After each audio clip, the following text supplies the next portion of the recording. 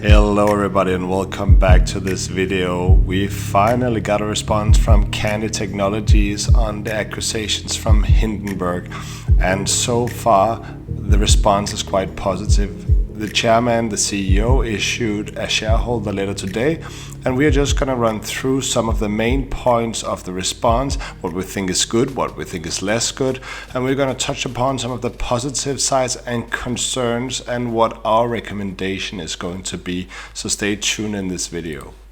So the first point was related to the manipulation of the stock price back in 2014, and to the response Kandi came with that the CEO and Kandi have never been charged for participation in a scheme to inflate the price of the stock during the reverse merger process. So again, good statement to start off with. The next point then covers the potential fraud with subsidy programs in China, and here Kandi again comes in pretty strong and says that any company that improperly participated in the subsidy program would not receive any subsidy payments nor dual production licenses, which was something that was granted in August 2019. So again, really strong comment, and that was a really good thing to see. The next point covered the fact around that Kandi have switched auditors several times, and they basically states that the company's decision to change auditors was previously disclosed and resulted from Kandi's growth rather than any sort of alleged fraud. Again, we cannot say that this statement is not correct. However, we feel that it's a little bit vague given the fact that Kandi have not really grown a lot over the last years, and we do not really feel that this is the most credible comment. Again, we're not saying it's not true, we just felt that the company could have come out a little bit stronger on this one. The next and probably most important point relates to the whole revenue scheme model, where Hindenburg accuses Kandi of basically their customers are also their suppliers, and they are basically just selling cars to each other to create fake revenue. And basically Kandi here says that the report has a lot of defects, and they go into detail with each one of them. So the first point was around Xiaoming's legal representative, which is currently not an executive of Kandi as the report contends, so good to get that one out of the way. The next point is related to that Xiaoming was using the same phone number as Kandi, and Kandi says that they only did that because of business registration purposes. This again is or may be the truth. However, it's very silly to create and use the same phone number as another company when you register a business. It's like a simple thing that shouldn't happen. The next point is around that Kandi and Xiaoming are not related parties at all. They are working in the same industry park complex, but they do not have the same address.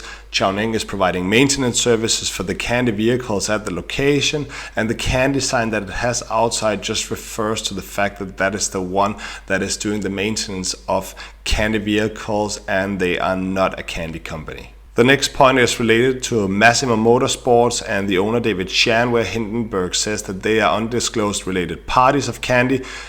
Kandi comes out pretty strong again and says Mr. Shan left SC Autosports, which is a subsidiary of Kandi as of today when they acquired it in 2018, and he has no longer any affiliation with Kandi. So again, important, great comment from Kandi on this one. The next point touches about the connection to Kuke, which was a former affiliate of Kandi Technologies, but which they spun off in 2008. However, for the last 5 years, they have had exclusive rights to sell Kandi products in the US. Kandi comes out pretty strong here again and says that that exclusivity will end in 2021 based on the expected growth in sales. And we think this is going to be very important to keep a close eye on, because if non-related Kandi companies, whether it was a former spun-off company, it is really going to reduce the uncertainty as to whether they are part of this revenue scheme, because if independent dealers start selling Kandi cars, you will be able to see that it is indeed true sales that is happening there. So it's important to keep a close eye on this as we move forward. The last point, although a bit short, just diminished the connection that Kandi USA has with Jazz Motorsports. They do not share the same address, and Kandi USA closed in November 2015 and therefore do not have any affiliation with Jazz. So again, good to get that one cleared off the table. To round off on this, Kandi just states that the financial reports are audited and care is taken to properly record sales without going into too much further details. So it is alright that the comment is there, but we feel that there could be a little bit meat on this particular item, as this is still an important point that we feel needs to get addressed, and we will come into that shortly. So what is our perspective after reading this shareholder letter? Well, first of all, the positive part is that response was really needed as time was getting by. Market has so far received the news positively, and the stock is up more than 12%, so that's a quite good indicator so far. And lastly, in the shareholder letter, Kandi reconfirms the exciting news about the future sales prospects that they have, and they restate that they are fully confident that they are going to grow in the future, both on the ride-sharing program in China, where they hope that they will be able to sell up to 300,000 cars, but also future growth in the US, which is probably an even more exciting prospect for Kandi. Although we are quite satisfied with the response from Kandi, we still have some concerns. And basically our concerns is how it could take Kandi 1 week to prepare this statement. We do understand there's probably a communication department, there's probably some legal people who needs to run over this before it gets issued. However, we would expect that those kind of points could have been addressed much faster than what they did, and that is a short criticism from our side. The second point is that we are still missing a bit more in-depth information on the revenue sales part with its customers. It would have been great if Kandi had provided a bit more clarity around their numbers to get even greater comfort in that there's no relation between them and some of the companies that they have dismissed. And lastly, there's still uncertainties as to whether Hindenburg will issue another statement, and it's going to be interesting to follow in the next day how Hindenburg is going to react to this. Are they going to issue a statement? Are they going to maintain their short position? Are they going to slowly get out of their short position? That will be another really important point as to whether they believe in the credibility of the shareholder letter that Kandi have issued today. So finally, we just want to state how we are feeling about the stock as of today. Well, we will still not enter any position before any firm sale numbers comes from the US or we see a larger car review sample size.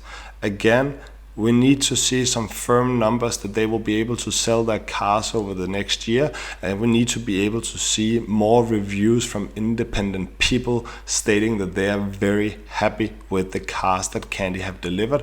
Until we get this warm, fuzzy feeling, we will not enter into a position. Does that mean that the share price cannot continue up and go back to 14? No, definitely not, but we just want to be rather on the safe side than being sorry.